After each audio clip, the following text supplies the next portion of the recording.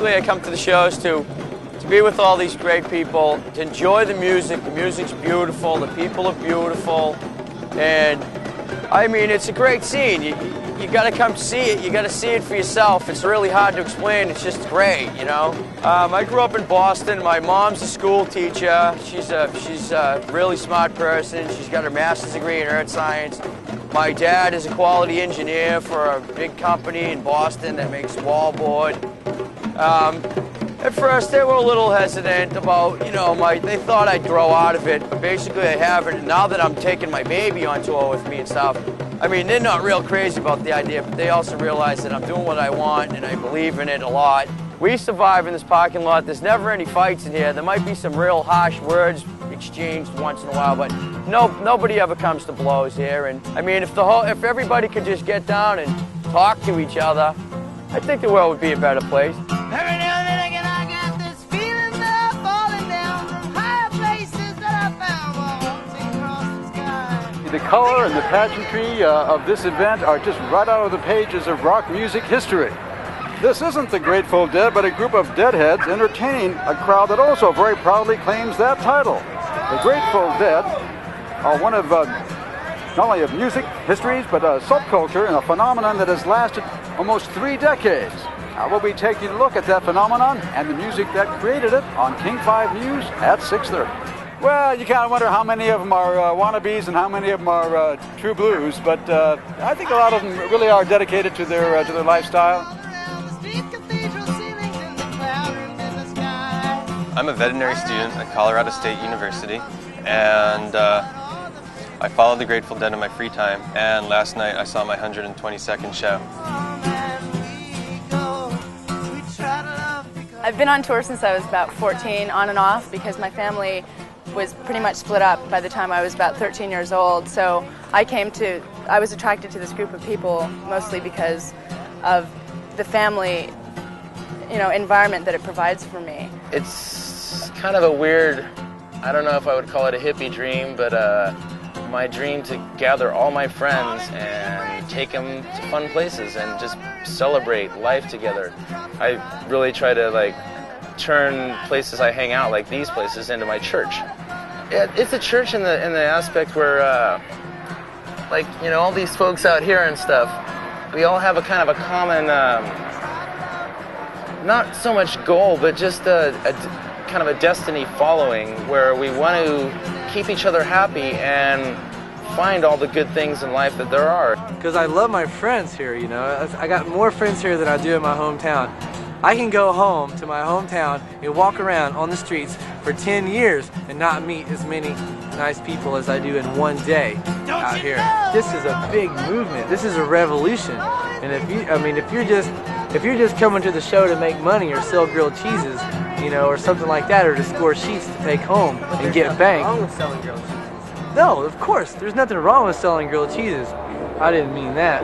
My name is Toni Brown. I'm the publisher of Relics magazine. I've been publishing Relics for the past 15 or so years. I went to see the Grateful Dead for the first time in 1969. I was relatively young. I was, I think, 13 years old, and I was with some older college friends. And it was definitely a pivotal point in my life. I changed 1,000%. I just went from being a 13-year-old naive little girl to just wanting to know everything that was happening in the world around me from that one experience. I really don't know that music changes everyone's life that immediately, but it did for me. This issue is our cover on mandatory minimums and how it affects the Deadhead scene. This was absolutely our most important issue. My favorite cover is our psychedelic year-end issue from last year. This here is it's called a didgeridoo, a diki. A diki is the real name for it in Aborigine culture. And they believe nothing in your life happens until you sing about it. And they call it dream time. And their dream time is like every day, the here and now. And this sound is like the sound of the Mother Earth. It's a live planet, breathing. I like to go to the jungle, so I call out animals I'm familiar with out here in the forest, and birds, and anywhere from like kangaroos to snakes and eagles and cockatoos, kookaburras. I really hope that I graduate from vet school and the Grateful Dead thing is still going on, people bring their homes to their parking lot and they let the dogs out of their house, and their front yard is a parking lot full of people and cars and stuff like that. I've seen dogs hit by cars in parking lots. I've seen lost dogs. I've seen dehydrated and overheated animals, and I don't think it's fair the way people treat their animals, and I'd love to help out in some way as a veterinarian on tour. And this instrument you've heard playing is made by termites, by nature. It's carved out by nature. You can see here, it's not man-made. It's made by termites.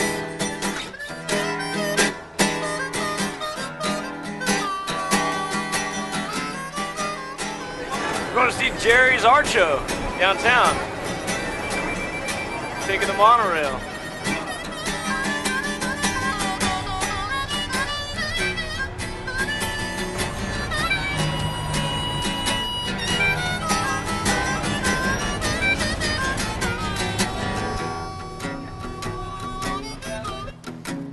Wow. Have you ever had 3D image he thinks of when he's playing his guitar. Have you ever had that feeling where you're getting sucked backwards and like spinning backwards like this, and it's like it's like Yeah, it is. Yeah. You know what I'm talking about? Yeah. Jerry Garcia's art, it's wonderfully fun. Everybody loves it. It makes everyone smile. It's such an opening experience for us. It's a new artist, and for the gallery anyway. And it's unlike anything we've ever done before. I think artwork in general, especially Jerry's work, is always a reflection of what's happening in the world. And this is it's a real show. It's real art and real people, and it's been a lot of fun.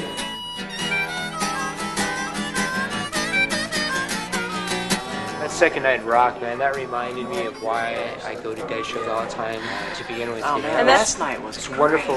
I heard they had like a new sound man, and everything's so crisp, dude, man. Phil's right out there, dude. And Vince sounds, the harmonies are so great. That's like the first time, second night Expo, I felt like that was the first time that I really felt it all come together. You know, like Vince was there, and I knew he had it going on, but it like just, he's there. And the crowd was there that night, though. I'm not like a real corny person, but that's the first time I came to tears. All the shows are so, I mean, full of love, and it's just wild. I mean, everything. I never thought I would be touring with the Dead, and then all of a sudden you just get hooked. It's like a drug, man. You get hooked on the Dead. It's cool. So, oh no, I'm totally tripping right now. That's it's kind of hard. I started touring back in 1986, and I started making those flip books, and I traveled around with my child. But I stopped touring in 1990 because it seemed like the shows were more and more of a dangerous place to have children. It used to be more of a family atmosphere. So we like to come out here from Hawaii just like for a break of the mellowness of Hawaii. We need a little chaos in our lives. JD has just turned 12 years old. The best thing about going on tour is just like being there. And I feel good about him being out in this world.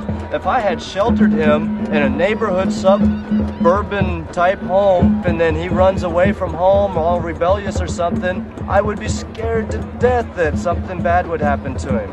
But as it is now, my son is streetwise. He ain't dumb. You're not going to snowblind him. He'll probably get the money right out of your pocket. I mean, just go ahead and try to run a con game on him. He's good. We've been on the tour for, about 3 years now.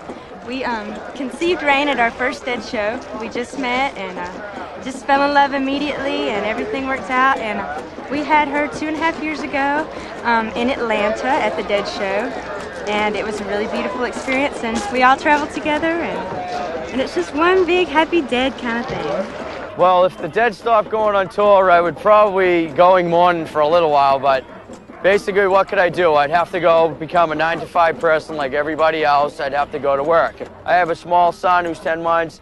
I would love him to be able, maybe when he gets his license or maybe one of his friends gets his license, to be able maybe even see him. I don't care if they're in wheelchairs playing banjos. It would be great.